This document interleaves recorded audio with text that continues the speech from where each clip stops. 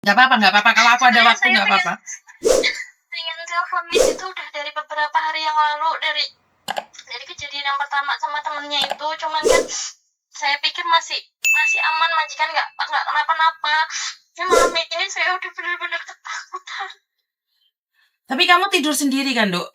Majikanmu yang cowok punya kunci nggak? Kebetulan yang rumah ini tuh nggak dikasih kunci, Miss. Semuanya itu kebuka karena tempat makanan semuanya di sini, dan majikan itu kan punya istri 2. Jadi yang satu yang muda tinggal sama si majikan, nah yang tua itu tinggal di belakang rumah gitu loh, Miss. Jadi kalau malam suka ngambil makanan ke sini. Jadi yang rumah sini tuh nggak dikunci. Makanya kan saya ketakutannya tuh di situ. Lah kalau kamu malam gimana, Dok? Pintu kamar paling yang saya kunci dan saya ganjel. Nah ini tadi kan dia manggil gitu loh, Miss. Alasannya tuh mau nanya besok mau masak apa, besok pagi gitu alasannya tadi. Nggak taunya dia malah kayak gitu. Dek, tempat masak itu kamu masakin orang banyak gitu kan, Dok? Iya, Miss, masakin banyak orang. Kadang bisa 10, kadang 12, kadang bisa lebih. Soalnya karyawannya banyak. Nah, sementara job saya itu sebenarnya di kontrak kerja itu cuma 3 orang. Cuman majikan cowok, cewek, sama anaknya 1.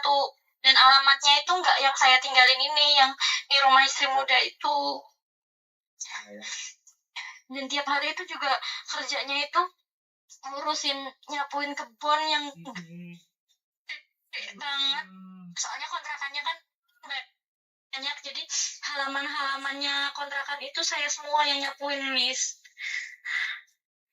Bukan masalah pekerjaan berat nggak apa-apa, Dok. Tapi pelecehan seksual ini saya pribadi tidak menganggapnya candaan. Iya, Miss. Kalau soal pekerjaan kan selama ini saya masih tak jalanin ya, Miss, karena juga butuh uang. Mau seberat apapun nggak saya permasalahin gitu loh, Miss. Tapi ini kan udah keterlaluan yang masalah ini. Betul. Aduh. Sampai nggak tahu saya harus gimana. Mau lapor juga takut. Mau cerita ke siapa juga nggak tahu. Cerita sama orang rumah juga nggak mungkin. Orang rumah juga nggak paham, Dok, dengan semua ini. Gini aja, Dok. Kalau pelecehan seksual, caranya adalah kamu masih ingat kan tanggal berapa waktu dulu dilecehkan itu?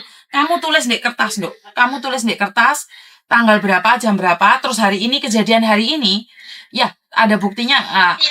Aku taruh di YouTube sama di Facebook ya, ada buktinya. Tapi yang sebelumnya kan nggak ada buktinya. Kamu catat, Dok. Seandainya pada akhirnya sidang, omonganmu itu sama, karena kamu sudah nyatet. Dicatat semua kejadiannya, Dok.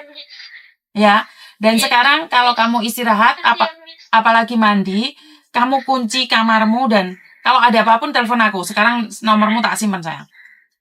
Hama? Iya, sayang. Oke. Iya, sayang. Iya, sayang. Kalau ada apapun kamu telepon aku, sayang. Oke, papa. Oke, papa. Aduh, saya bingung, Mbak ya. Ini typhoon, hari ini typhoon, dan saya kebetulan ngangkat telepon. Padahal biasanya saya itu tidak pernah bisa ngangkat telepon ya, karena saya sudah punya prinsip pulang ke rumah saya tidak ingin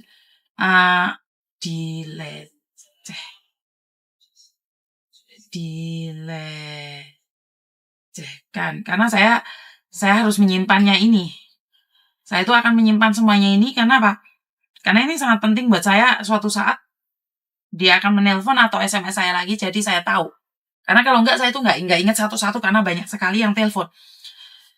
Gimana sih cara menanggulangi agar tidak dilecehkan? Sangat sulit sekali ya. Kadang-kadang kita pakai baju rapi. Laki-laki kalau sudah hansap, laki-laki kalau sudah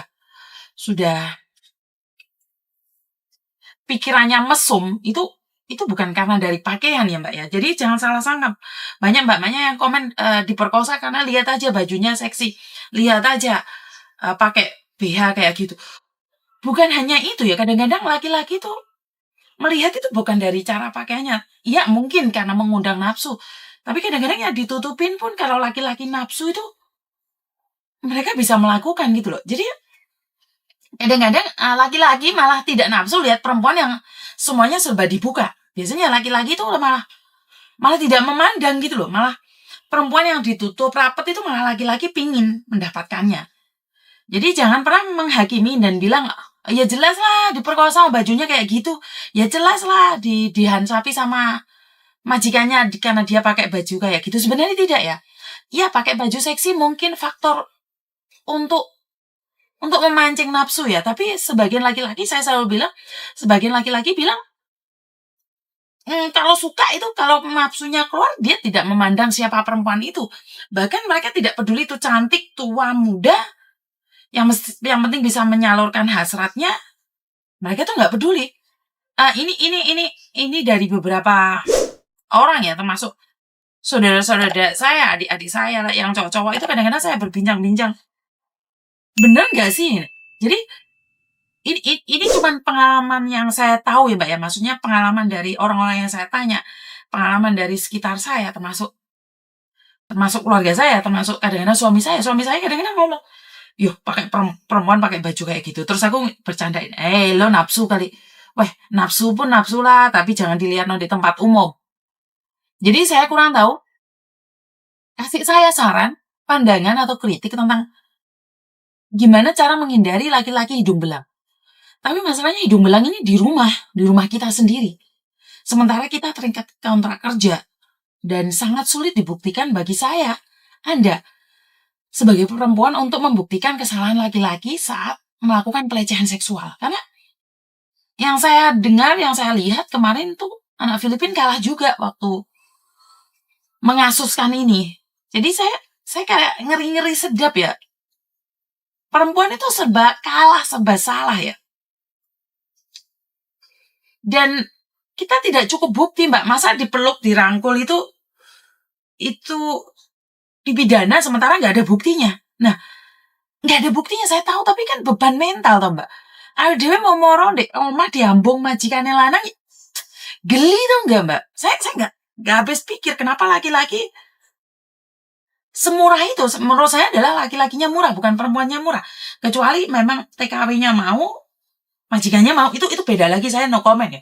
Tapi ini masalahnya adalah Mbaknya baru bekerja 7 bulan. Dan dia harus terkena dilema seperti ini. Sangat sakit bagi saya pribadi untuk mengungkapkan ini semua, tapi saya nggak tahu, aku selalu bingung kalau sudah kena pelecehan ya Mbak. Saya bisa ngasih saran apapun, tapi saya ternyata mentoknya di pelecehan seksual karena Mbaknya masih butuh uang. Kalau saya suruh dia ngebreak, saya suruh dia laporan polisi, itu bisa saja dengan cara yang arogan, dengan cara marah, tapi yang kena dampaknya kan dia, Mbak. Loh, saya cuma nyuruh dia ngebreak. Sudah tidak sesuai dengan peraturan, sudah melecehkan. Saya bisa nyuruh dia ngebreak. Tapi kan yang menanggung kan dia, Mbak. Terus anaknya, ibunya, keluarganya di Indonesia itu butuh uang. Kan saya nggak bisa bantu apa-apa. Kalau dia dipecat terus saya gimana? Paham nggak maksud saya? Bukan saya tidak menginginkan dia berhenti bekerja di situ. Dan tadi kan saya tanyakan apakah kamu anak saya. Kalau kamu anak saya, maka saya akan cepat telepon majikannya. Apapun yang terjadi ini pelecehan. Sekali lagi ini pelecehan seksual. Dan mentoknya tidak ada bukti gitu loh Mbak. Buat mamanya di luar sana yang pernah punya pengalaman seperti ini, tinggalkan komen ke saya. Jadi khusus buat kasus ini, saya akan tunggu kritik dan sarannya. Saya mentok Mbak, saya nggak bisa ngomong. Kalau masalah ini saya benar-benar sangat-sangat kecewa sekali ya. Itu aja dari saya, kurang lebihnya saya minta maaf. Dan wassalamualaikum warahmatullahi wabarakatuh. Berkat Tuhan mengalir atas kita semua. Semoga semua makhluk bahagia dan bye-bye.